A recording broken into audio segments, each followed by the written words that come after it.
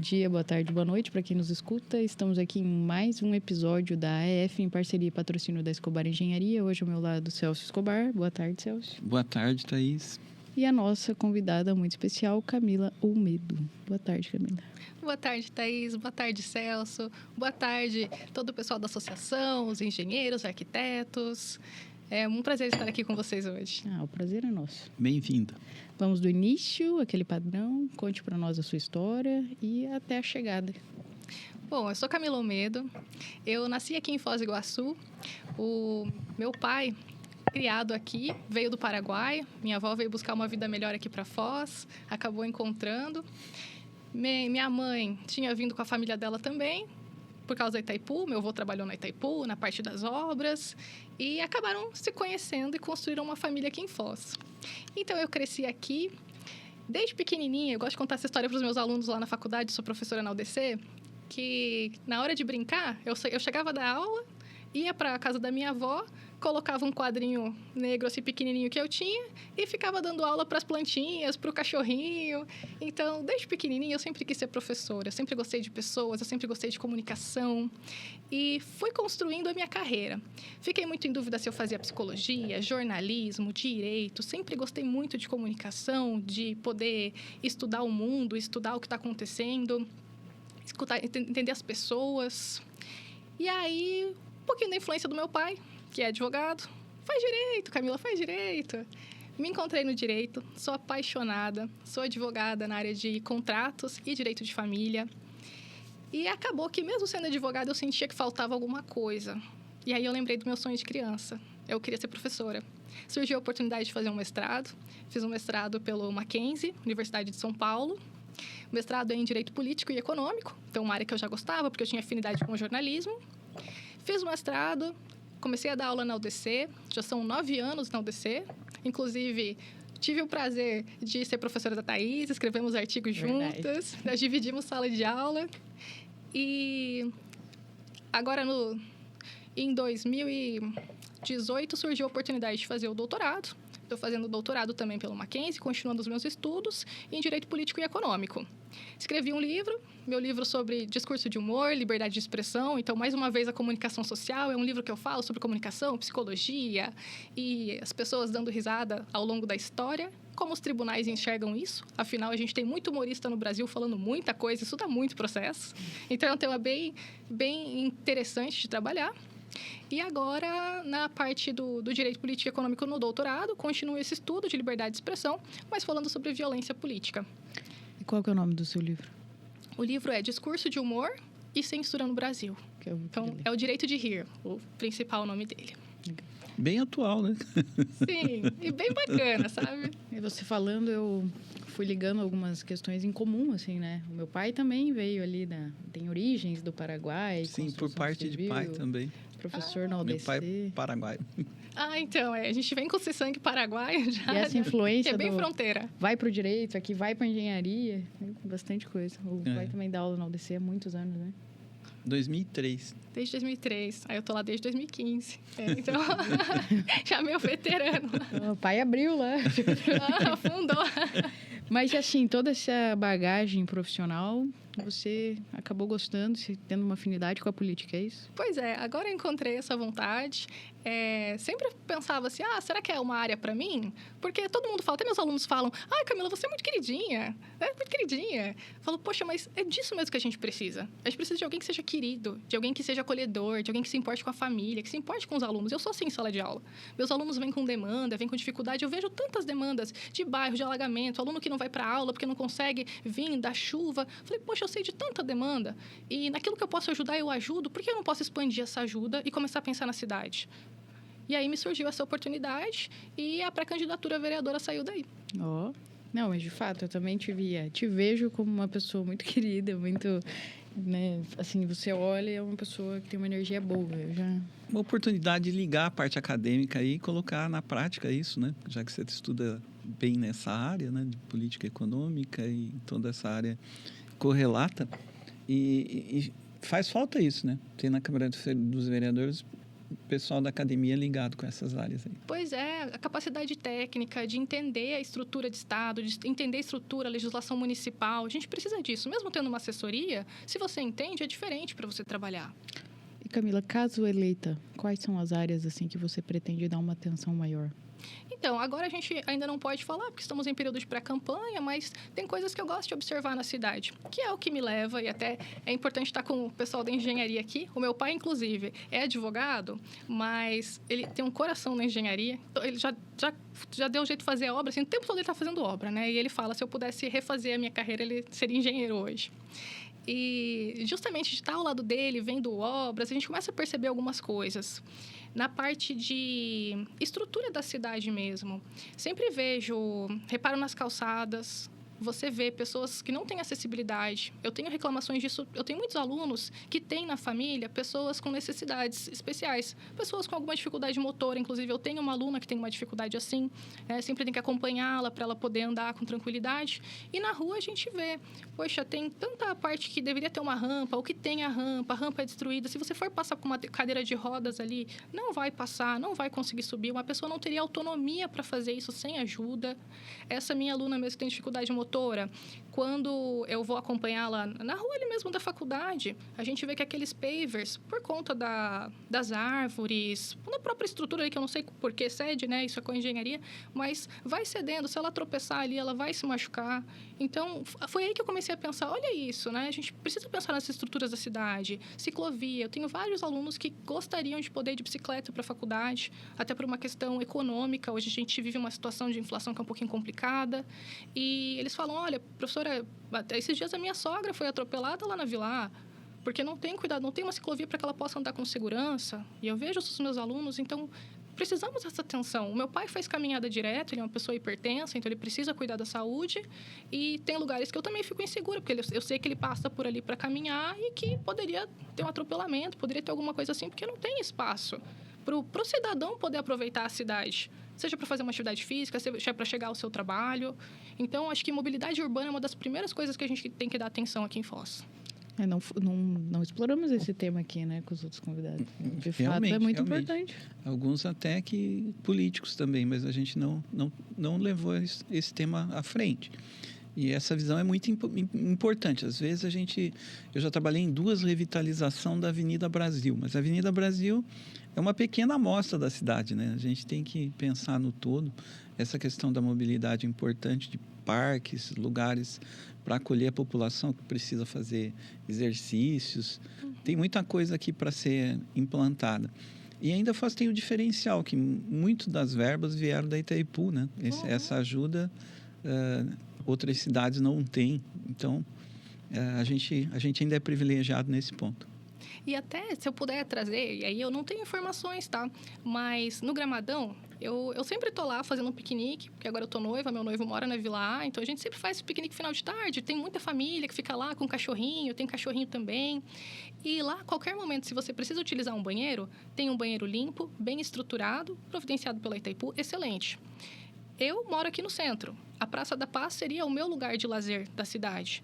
Mas ali eu não encontro a mesma segurança, eu não encontro também um banheiro que possa me atender, um bebedouro.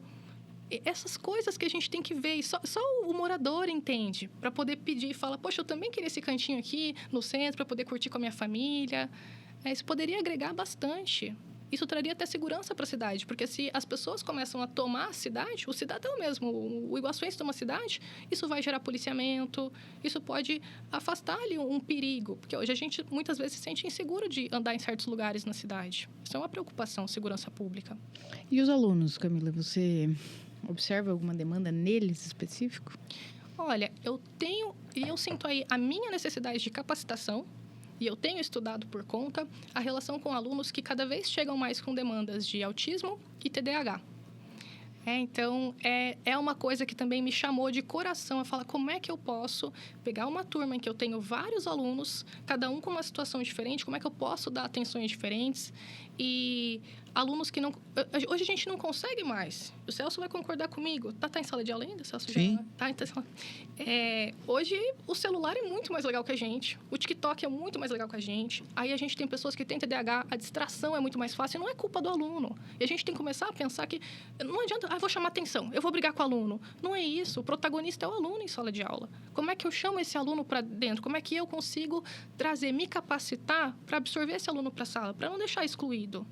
E a minha sogra, ela trabalha no Paganoto e lá tem bastante alunos que são direcionados, das escolas ali municipais, escolas públicas, são direcionados para o Paganoto. Então, ela vê esses estudantes, ela fala, poxa, eles ficam ali quietinhos na biblioteca, as crianças com autismo tão solitárias, precisa ter um acompanhamento, mas a gente não tem professor capacitado para ficar dando esse auxílio. E é uma demanda que a gente precisa entender, desde os pequenininhos, que a gente precisa ver e reconhecer, entender a condição e a necessidade para já dar esse acompanhamento até a gente lá na faculdade. Porque muitas vezes a pessoa só vai descobrir, isso acontece com os seus alunos, só vai descobrir que ela tem um TDAH, um autismo, quando ela já está na faculdade. E aí ela sente muita dificuldade de aprender. Eu falo por mim, eu tenho um transtorno terrível. Foi quando eu conheci o famoso Venblance, E aí eu entendi que, nossa, mas o hiperfoco também, Quando eu gosto do assunto, nossa, eu fico dias ali, assim. Eu perco o apetite, o sono e gosto muito. Mas, de fato, é muito difícil, Muita informação ao mesmo tempo. Eu tenho síndrome do pensamento acelerado, que eu herdei do céu. Mas, de fato, é difícil e tem que diagnosticar mesmo. Mas você falou do Paganoto. Eu não conheço. O que seria? É uma escola estadual aqui em Foz. Fica lá na Vila. E tem um direcionamento para esses alunos? Eu não sei como é que é o direcionamento ali, a parte administrativa, como é que chega lá, porque eu só sei que ela atende, ela trabalha, mas é um colégio que hoje ele tem capacidade para lidar, tem professores que são mais especializados para atuar nessa área. Não sabia disso. Eu lidei com gerações diferentes, Eu peguei lá, eu falei em 2003, então na engenharia a gente pegou as primeiras turmas. Alguns funcionários de Itaipu pagava, não sei como é que é hoje ainda, mas acredito que paga também o ensino. Então, muitos funcionários começaram a estudar à noite engenharia civil e era um perfil diferente, pessoal mais adulto, mais interessado, mais calmo. A sala de aula era mais tranquila e isso foi mudando, Hoje a geração é outra, toda conectada no celular, ali em redes sociais, bem mais dispersa. Você percebe que essa geração tem uma tendência maior para esse TDAH e para alguma outra síndrome aí que afete esse comportamento? Pois então, eu não sou capacitada para falar sobre isso, porque é uma questão realmente dos psicólogos para contribuírem, mas do que eu vejo, eu discuto isso porque o meu noivo tem TDAH, então é uma coisa que eu convivo, que eu tive que estudar muito para aprender a lidar com ele. Especialmente porque a pessoa que ela é diferente, a Ritalina, Se eu falo do Venblance, tem a Ritalina, dá uma diferença. E a gente estava até discutindo, será que isso está sendo mais ativado, assim, engatilhado, o TDAH por conta desse monte de informação? E aí, agora eu estou bem na fase de produção da tese do doutorado, então eu acabo, assim, usando as redes só por profissionalismo mesmo. Porque o tempo todo eu tento estar fora do Instagram. E eu falei isso pro Gabriel, meu noivo. Falei, olha, esses dias que eu fiquei sem mexer no Instagram, sem ficar rolando feed, assim, parece que me deu um alívio na cabeça. Porque é tanta informação. Mesmo quando você pensa, só tô rodando aqui, só tô vendo os vídeos. Mas aquilo tá carregando a tua cabeça cheia de informação. E aí, de repente, isso acontece. Eu não tenho TDAH, não tenho esse diagnóstico, mas às vezes eu vi um vídeo... Aí passou uns 3 vídeos, eu nem lembro que vídeo que eu estava vendo lá naquele momento. Nossa, o que era aquela informação legal que eu vi? Eu já nem lembro mais. Então, talvez eu acho que pode ser um agravante. Sim, eu acho. Eu acho que os alunos, assim, indo para a sua pergunta, eles estão tão acostumados com a resposta na mão que, às vezes, eu digo até, eu faço parte dessa geração e tenho, que a gente não absorve tanto conteúdo. Por exemplo, a gente tem uma atividade para fazer dentro de sala. Claro, hoje eu estou terminando o mestrado, não é mais o meu caso, mas na faculdade, tem um trabalho. Você vai lá e pergunta para o Google qual que é a resposta. Está ali. Então, mesmo que você leia, que você saiba a resposta, a absorção desse conteúdo é mais difícil, Então, as outras gerações já não. Tinha que pegar o livro, tinha que ler, tinha que interpretar, daí, enfim. Existe uma tendência lá fora de cortar um pouco o celular, de ter hora para usar, porque o que você percebe, quanto mais jovem, a pessoa já não tem paciência nem para o TikTok. Lá, se ficar 1 minuto é muito. Nos 30 segundos ali, ela já vai passando, não consegue ver o filme completo. Né? Aquela ansiedade de ficar... Né? Tinha um filminho de um chinesinho dormindo assim, ele ficava... Essa é a situação que a gente está vivendo. E aí, como que você vai dar uma aula para um indivíduo desse? Né? É bem difícil. Você já pega mais avançado, né? Eu pego já na finaleira, sempre é profissionalizante lá nos últimos períodos. Aí o pessoal já acostumou, quer se formar, então tem um interesse maior. Mas eu tenho a impressão que no início aí tem gente que meio que caiu de paraquedas, não está bem certo. Aí você prender a atenção do aluno e ainda no começo as matérias não são profissionalizantes, é bem difícil. Aí você vai ter uma desistência grande de alunos que entram na universidade. Eu tive a experiência de dar aula online. Foi horrível. Horrível. Se no presencial você já não pega atenção, imagina no online. O online é difícil você... Até tem alguns que nem colocam a cara na tela, né? Deixa só a foto lá, alguma coisa. E você nem sabe se está presente ou não, né? Aí chega no final, todo mundo sai e ficam 5 ali aparecendo. Pois é, aqueles 5 que não te responderam a chamada e que não saíram. Nossa, quem deu aula durante o período da pandemia sofreu. Foi sofrido, né? Foi uma novidade muito grande na época. Mas, Camila, falamos aqui um pouco de aluno, falamos aqui de lazer e sobre saúde. Olha, sobre saúde. Então, essa foi uma das coisas que me motivou a buscar essa carreira. A minha irmã é médica. Ela se formou agora em dezembro e ela se formou em Cascavel, na FAG. Ela queria muito voltar para Foz, porque ela passou 6 anos em Cascavel. Então, ela queria voltar para a família. E ela fez a tentativa ali de residência aqui em Foz e lá em Cascavel. Em Foz é aqui no Hospital Municipal. Ela passou nos 2. Porque, assim, Dani é um caso à parte, assim, é um orgulho, sabe? Uma menina que estuda muito, ela passou nos 2, provas difíceis, residência e medicina. E quando ela foi escolher, e agora? Tenho 2, para que lado eu vou? Ela tinha muito esse peso de, fico em Foz, porque eu quero ficar com a minha família, ou eu volto para Cascavel, porque lá a condição de saúde está melhor. E ela foi conversar com pessoas que trabalham aqui no Hospital Municipal, e ela chegou pra gente e falou, olha, família, desculpa, é uma decisão muito difícil, pelo menos Cascavel é ali pertinho, mas eu não quero continuar aqui porque eu fiquei com receio. Falta muita coisa no hospital e eu tenho medo de tomar uma atitude médica e acabar sendo responsabilizada lá na frente ou acabar vendo o paciente sofrendo e ficar de mãos atadas. Aí ela falou, acho que o meu aprendizado, o meu crescimento profissional vai ser melhor em Cascavel. Isso partiu o coração. Cascavel é tão do ladinho, por que ele é tão bom? A gente tem um desenvolvimento tão legal da cidade, lá tem teatro de graça. Eu já fui lá quantas vezes ver teatro, vai ter um domingo agora. Inclusive, para quem pudesse fazer uma propaganda aqui, mas vai ter um musical maravilhoso. Sempre tem arte lá acontecendo, uma saúde bem estruturada. Ela conta da experiência profissional dela. E, poxa, perdi minha irmã para Cascavel, porque a gente não tem uma saúde de referência aqui.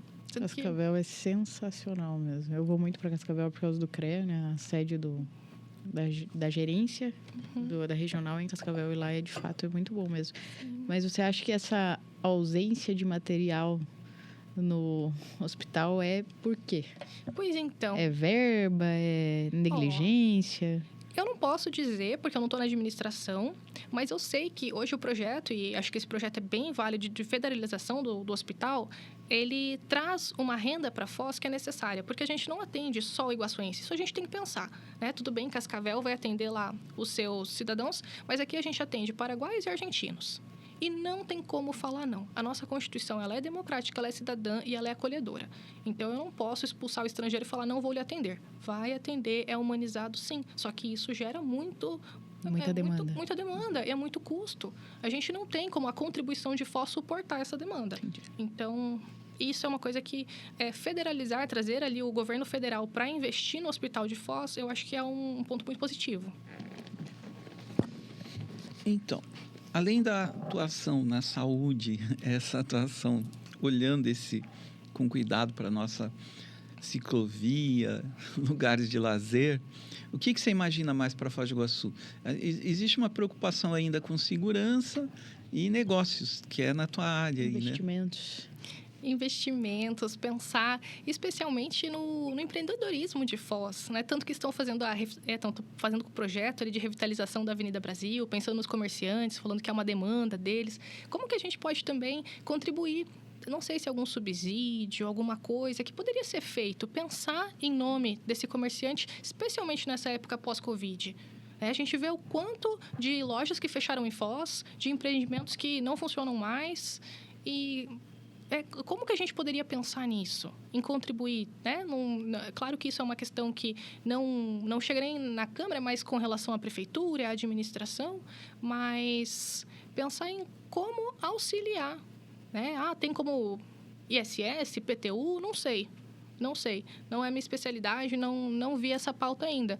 Mas acho que é uma coisa que deveria ser pensada para que a gente pudesse ter um progresso aí, um movimento comercial maior na cidade. Foz é uma cidade turística, tem uma excelente rede hoteleira, né? Tem que ter um apoio para os comerciantes, porque quando a gente fala em comércio, aqui é a Avenida Brasil, né? É o ponto principal. E assim, não sei agora como é que vai ser a revitalização, como é que é a ideia, também não vi com detalhes o projeto, não pude estar disponível lá, porque eu estou em sala de aula quase o tempo todo por enquanto, mas ali no comecinho da Avenida Brasil, aí estou falando mesmo como iguaçuense, como moradora. Quando eles começaram agora a colocar aqueles restaurantes, está tendo mais movimentação, está ficando um ambiente legal. Sabe, se a gente talvez investisse em mais restaurantes por ali, atraísse o turista para virar uma avenida mesmo comercial, talvez meio que um shopping aberto, uma 15 de novembro, igual tem lá em 15 de novembro, né, em Curitiba. Alguma coisa assim. Não sei se é possível, mas me empolgo com esse tema. Sou entusiasta Eu participei da revitalização dos projetos anteriores, né? E teve alguma coisa que ficou pela metade. A feirinha tinha um projeto bonito ali e acabou não saindo, ficou só no papel. Tinha um portal também que era junto do batalhão no início ali da avenida e outro onde tem o Maço da Bandeira. Também não saiu, deve ser verba. Então, no final, vamos ver se dessa vez aquela feirinha vai incluída ali no investimento, né? Mas tem muita coisa para fazer, certamente. Amélia, ao longo da sua carreira como professora, como advogada, tem alguma coisa inusitada que você passou e que te marcou muito? Alguma coisa inusitada que me marcou? Olha, foram bastante, assim, tanto como advogada, a gente presenciar bastante situações de família. Uma coisa que sempre vai preocupar é a segurança da mulher. Como na parte da advocacia familiar, eu vejo bastante mulheres que precisam de medidas protetivas, mulheres que precisam de mais segurança, e especialmente por conta de violência e feminicídio. A gente sabe que hoje os dados mostram que mulheres acabam sendo bastante vítimas, e isso é uma coisa que a gente tem que perceber e poder ter uma polícia que dê atenção para essas medidas que são determinadas pelos juízes. E em sala de aula, tem alguma coisa que te marcou? Em sala de aula, olha, deixa eu ver se tem alguma recente. Os alunos são sempre uma surpresa, sabe? Sempre uma surpresa boa. Uma coisa que eu gosto de pensar muito sobre minha carreira é que tem aquela frase, né? A gente colhe aquilo que a gente planta. E eu sempre tentei plantar muito carinho e muito respeito com todo mundo ali, independentemente de quem seja. E eu tenho colhido muito isso. Então, já tive algumas situações de alunos vindo dizer: professora, eu ajudei um aluno a entrar no mestrado. Professora, eu consegui passar no mestrado, obrigado, você me ajudou. Teve um aluno que a gente publicou juntos um capítulo de livro na OAB Federal. Então, são coisas que marcam porque a gente se vê como um participante na trajetória profissional de alguém. Fala, poxa, eu pude contribuir para que essa pessoa chegasse onde ela queria. E acho que isso é o que mais me marca. Você teve alguma coisa que te marcou? Eu sempre pergunto isso aqui, na sala de aula, uma coisa engraçada. De alunos? Eu nunca perguntei isso para ti. Não me ocorre nada agora. Nada? Já aconteceram coisas engraçadas, mas assim, pudesse destacar agora. De aluno. A UDC é muito boa, né? Eu fiz 2 faculdades lá. É história, a UDC é história. Eu gosto. Bom, tem mais alguma coisa que você queira contribuir, assim, nesse podcast em relação à política, à sua candidatura, Camila? Faz o seu pitch. Por enquanto, não posso falar muita coisa. A gente está em época de pré-candidatura ainda. Muitas coisas precisam ser definidas.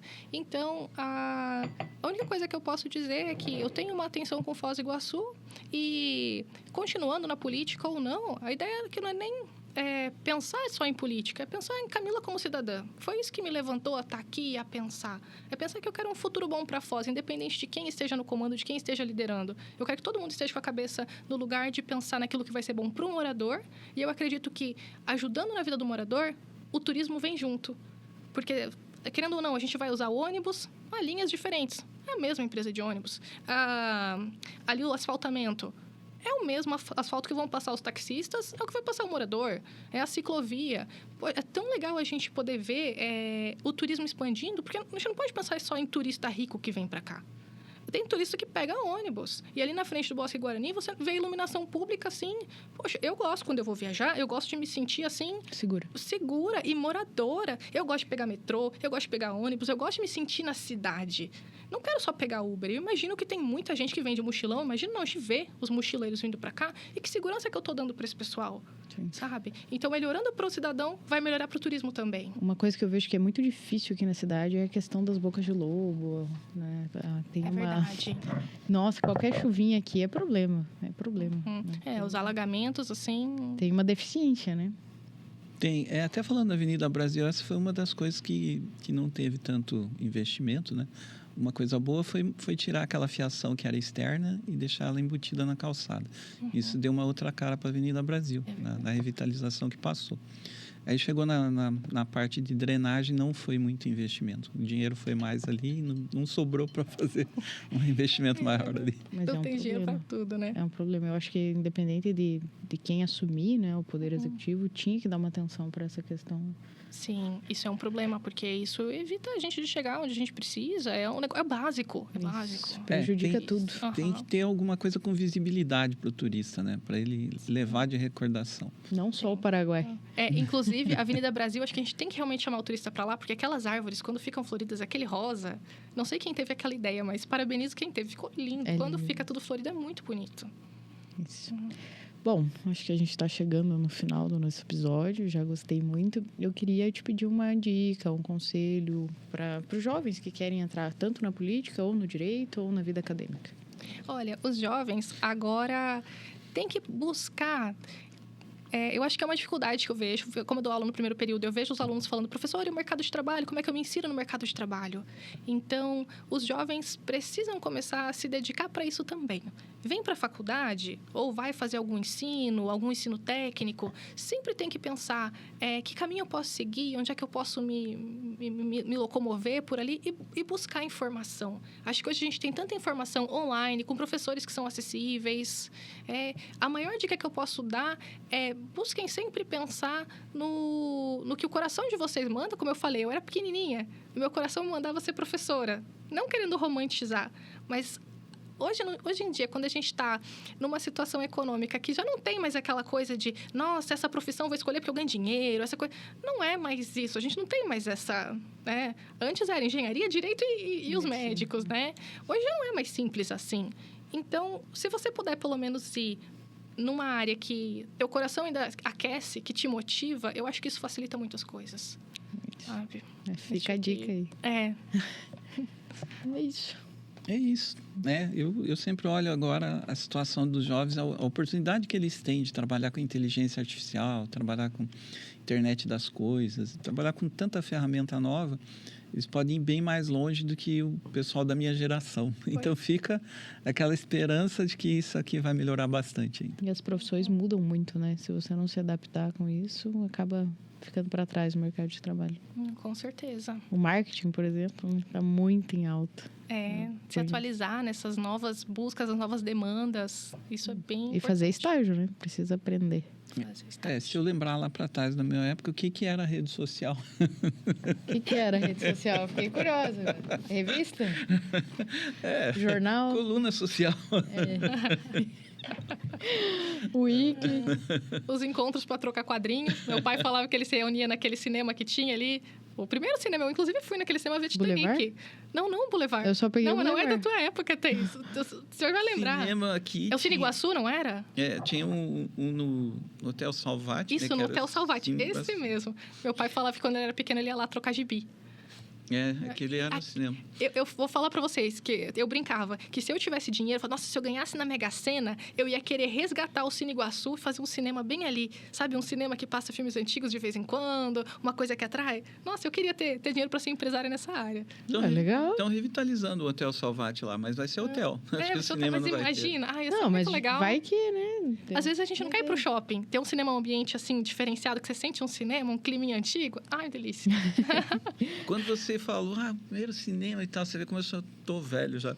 Eu cheguei, tinha um cinema na cidade ainda, era do lado daquela Lojas Pernambucanas ali, era da família Basso, mas a coisa era tão velha que os bancos eram de madeira ainda, pra você ter uma ideia. Antigo, eu só peguei a época do Boulevard. Só tinha Boulevard, né? Não tinha mais nada. Inclusive, mais saudade do Boulevard, né? Só tinha ele, mas era maravilhoso. Sim, era muito bom. Tinha um bolichinho, né? Tinha as lojinhas. Tinha uma lojinha de doce lá que só por Deus. Verdade. Mas é isso, Camila. Muito obrigada pela sua presença. Foi muito bom o episódio. Espero que você tenha gostado. Eu que agradeço. Agradeço por me receberem aqui. Sei que eu não contribuo com engenharia e arquitetura, mas... Sempre bem-vinda. A F aqui está acolhendo não só o pessoal do direito, por causa da Thaís, né? Mas os candidatos também. É uma forma de devolver para a comunidade e essas informações todas, né, que vocês estão prestando, algumas vão ser cobradas lá na frente. Com certeza. E estamos à disposição. Se você precisar de ajuda e colaboração com a engenharia, com a arquitetura, a gente está aqui para isso. A associação está aqui para isso. Estou em obras agora na minha casa e eu até falei para a Thaís, não sei como é que vocês aguentam, porque eu quero abandonar toda hora. Muito obrigada por me receberem, de coração. Obrigada a você. Pessoal, eu aguardo vocês no próximo episódio.